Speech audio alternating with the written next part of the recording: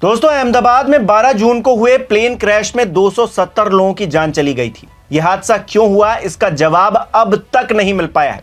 उधर कार्रवाई के नाम पर भी 9 दिनों बाद डीजीसीए ने सिर्फ खानापूर्ति की है। खानापूर्ति क्यों, आपको बताऊंगा। साथ ही बात उस ब्लैक बॉक्स की भी होगी जिसके अंदर कई राज छुपे हुए हैं, उसे अब तक क्यों नहीं खोला जा पाया है, इस पर भी चर्चा होगी। नमस्कार, मेरा नाम हिमांशु मिश्रा है, आप देख रहे हैं 4PM न्यूज नेटवर्क। दोस्तों, अहमदाबाद हादसे के बाद डीजीसीए ने 9 दिन बाद एक्शन लिया है और यह एक्शन छोटा मोटा एक्शन नहीं है, बहुत बड़ा एक्शन बताया जा रहा है।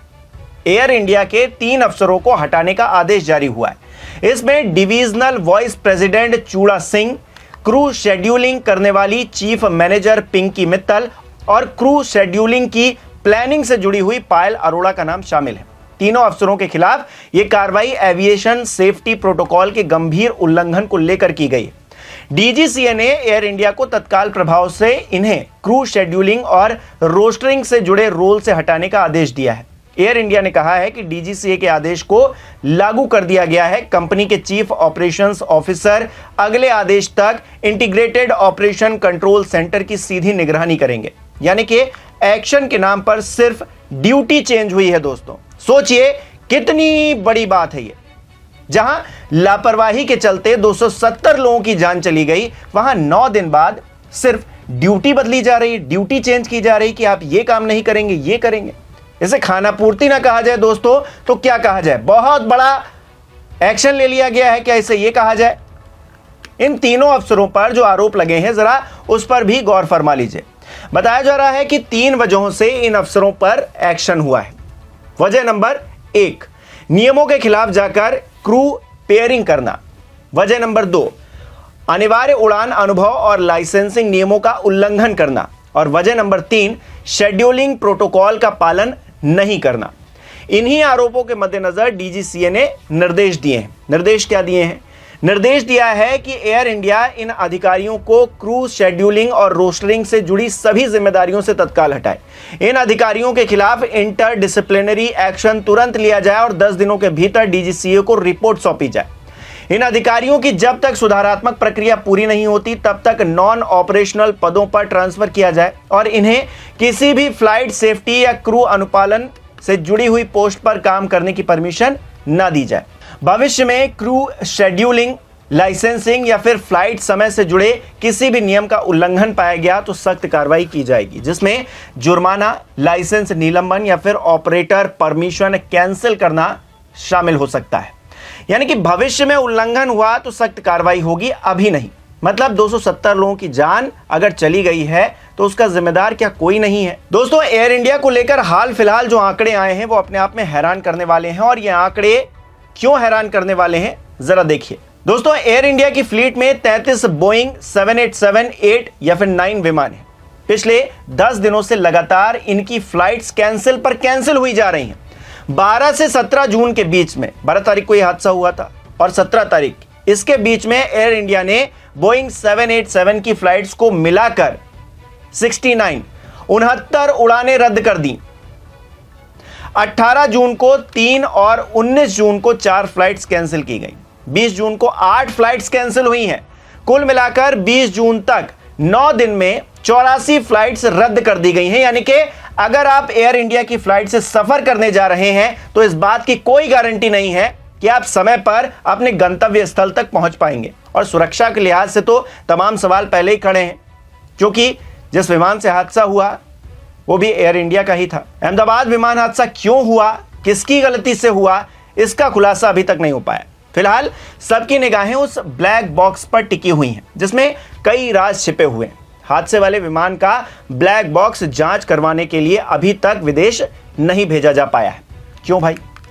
केंद्र सरकार ने इसे लेकर बयान जारी किया है। कहा है कि प्लेन के ब्लैक बॉक्स को कहां भेजा जाएगा, इसका फैसला एयरक्राफ्ट एक्सीडेंट इन्वेस्टिगेशन ब्यूरो यानी कि AAIB करेगा। यह फैसला सभी तकनीकी, सुरक्षा और गोपनीय पहलुओं को ध्यान में रखकर किया जाएगा। लेकिन 9 दिन बीत चुके हैं दोस्तों, भूलिए मत। दोस्तों, अगर इस बात का फैसला अब तक नहीं हो पाया है कि ब्लैक बॉक्स कहां जाएगा, कहां से उसके डेटा की रिकवरी होगी, तो जांच कितनी तेज गति से चल रही है आप खुद ही समझ सकते हैं। यह जांच बिल्कुल खरगोश की गति से दौड़ रही है और कछुआ इसमें आगे निकल गया है। कुछ ऐसा ही मामला है दोस्तों। कहने को एआईबी की जांच चल रही है, गृह सचिव के नेतृत्व में भी हाई लेवल कमेटी हादसे की जांच कर रही है, जो 3 महीने में अपनी रिपोर्ट देगी। दोस्तों, पहले जानकारी आई थी कि ब्लैक बॉक्स अमेरिका भेजा जाएगा। ब्लैक बॉक्स में मौजूद डिजिटल फ्लाइट डेटा रिकॉर्डर को वॉशिंगटन के नेशनल सेफ्टी ट्रांसपोर्ट बोर्ड की लैब में एनालाइज करने के लिए खोला जाएगा। उसकी रिकवरी भारत में संभव नहीं है, इसीलिए यह कदम उठाया जाना था। बताया जा रहा था कि रिकॉर्डर को गंभीर बाहरी नुकसान पहुंचा है, जिससे भारत में उसका डेटा निकालना असंभव हो गया है। भले ही भारत की एयरक्राफ्ट एक्सीडेंट इन्वेस्टिगेशन ब्यूरो ने दिल्ली में एक खास तरह की लैब बना रखी है, फिर भी उसे बाहर भेजना पड़ रहा है। सवाल यह नहीं है दोस्तों कि जांच हिंदुस्तान में होगी या अमेरिका में या फिर दुनिया के किसी और कोने में होगी। इस बात से फर्क भी नहीं पड़ना चाहिए। यह भी फर्क पड़ने वाली बात नहीं है कि कौन इसकी जांच कर रहा है, तमाम एजेंसियां हैं।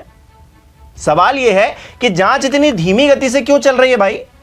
क्या कुछ छिपाने की कोशिश की जा रही है? क्या किसी खास को बचाने का प्रयास किया जा रहा है? आखिर पर्दे के पीछे गेम क्या चल रहा है और इस गेम का पर्दाफाश होना क्यों जरूरी है दोस्तों? क्योंकि यहां बात 270 लोगों की नहीं है, 270 परिवारों की है। हर परिवार में कम से कम 4 या 5 सदस्य मान लीजिए, तो कितने लोग इस घटना से प्रभावित हैं, इस बात को आप अच्छे से समझ सकते हैं। और इसमें तो एक पूर्व मुख्यमंत्री थे भाई। भारतीय जनता पार्टी की सरकार है केंद्र में और इस तरह की लापरवाही हो रही है। 9 दिन बीत गए हैं और अब तक ब्लैक बॉक्स कहां भेजा जाएगा, इसको लेकर ही फैसला नहीं हो पाया है। शुरुआत में एक खबर आ गई कि भाई यहां नहीं हो सकता, इसको अमेरिका भेजेंगे। अमेरिका में भी बताया गया कि वॉशिंगटन की एक लेबोरेटरी है, वहां पर यह पूरा ब्लैक बॉक्स खोला जाएगा, इससे जानकारियां निकाली जाएंगी, एनालाइज किया जाएगा कि आखिरकार वजह क्या थी। लेकिन अभी तक फैसला ही नहीं लिया जा पा रहा कि आखिरकार इस ब्लैक बॉक्स को कहां भेजना है, कैसे भेजना है, कब भेजना है। लापरवाही की हद है। और दूसरी तरफ कार्रवाई के नाम पर ड्यूटी चेंज की जा रही, मतलब आप ये काम नहीं करेंगे, आप ये करेंगे। इस देश में किसी की कोई जिम्मेदारी बनती है कि नहीं बनती है, अपने आप में यह बड़ा सवाल है। भविष्य में कोई उल्लंघन होगा तो सख्त कार्रवाई होगी, अभी नहीं हो पाएगी। तो क्या 270 लोगों की जान हवा में ऐसे ही चली गई? कोई जिम्मेदार नहीं है, जिसमें एक पूर्व मुख्यमंत्री भी शामिल थे और तमाम ऐसे लोग जो भविष्य के सपने देख रहे थे, उनके परिवार के लोग भविष्य के सपने देख रहे थे।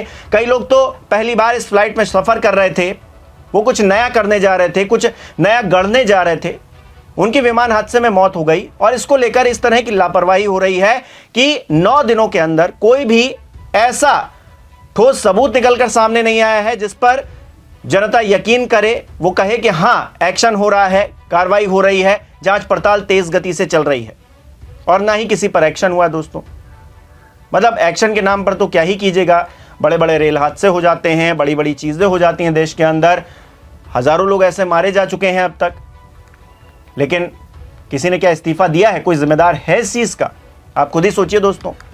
हम हिंदुस्तान में रहते हैं, बड़ा गर्व महसूस करते हैं, मैं भी करता हूं, लेकिन जब इस तरह की चीजें होंगी, जब आप सड़क पर निकलिए तब आपकी घटना हो जा रही है, आप ट्रेन में बैठिए तब घटना हुई जा रही है, आप प्लेन में बैठिए तब घटना हुई जा रही, और जिम्मेदारी के नाम पर एक इस्तीफा तक नहीं हो रहा है। वो भी भारतीय जनता पार्टी की सरकार, जो कि बड़ा सीना ठोक कर कहती है कि भाई हम जो भी दोषी हैं उनको छोड़ेंगे नहीं। बताइए, इस तरह का हाल है इस देश के अंदर, कोई भी एक्शन नहीं हो पा रहा। और एक्शन के नाम पर किया क्या है? 3 लोगों के आपने ड्यूटीज चेंज कर दी हैं। आप ये नहीं कह पा रहे हैं, अभी तक बता पा रहे हैं कि ब्लैक बॉक्स जाएगा तो कहां जाएगा, उसका डेटा रिकवरी होगा तो कैसे होगा। आपके पास कोई संसाधन ही नहीं है, कोई चीजें ही नहीं है। इतना बड़ा देश है, आपने कहा दिल्ली में हमने एक लैब खोल रखी है। वो लैब किस काम की है दोस्तों? जब हमको सारे काम बाहर से करवाने हैं तो फिर इतने बड़े बड़े पैसे लेकर लोग जो ड्यूटीज निभा रहे हैं अपनी, निभा रहे हैं, कितनी निभा रहे हैं हम तो देख ही रहे हैं। क्या ही हो रहा है इस देश के अंदर, पैसों की लूट खसोट मची हुई है, लोगों की जिंदगी की कोई कीमत नहीं है। सड़क पर जाइए तो हादसा, रेल में जाइए तो हादसा, विमान में जाइए तो हादसा, हर जगह हादसे ही हादसे हो रहे हैं। और उसके बाद क्या किया जाएगा? जनता के पैसे जो कि जनता के टैक्स से आए हैं, उन्हीं को आप बांट के वाहवाही लूट लेंगे। आप कहेंगे भाई देखिए घटना तो हो गई है, आप थोड़ा मुआवजा ले लीजिए, थोड़े पैसे ले लीजिए। पैसों से रिकवरी हो सकती है क्या? रिकवरी दोस्तों तब हो सकती है जब इस घटना के जिम्मेदार जेल के अंदर हो और सबको रीजन पता हो पूरी दुनिया को रीजन पता हो कि इस वजह से यह हादसा हुआ था, और हादसे के बाद एक ऐसी सीख ली जाए जिससे भविष्य में कोई हादसा ना हो। लेकिन यहां पर आरोप प्रत्यारोप या फिर ये छोटे छोटे जो एक्शंस लिए जा रहे हैं डीजीसीए की तरफ से, ये लिए जाएंगे। और जांच, मैंने बताया, कछुए की गति से चल रही है। नहीं, कछुए की गति से नहीं चल रही है, खरगोश की गति से चल रही है, जिसमें कछुआ आगे निकल गया है। आप क्या कहेंगे दोस्तों, मुझे कमेंट करके बताइए इस खबर पर।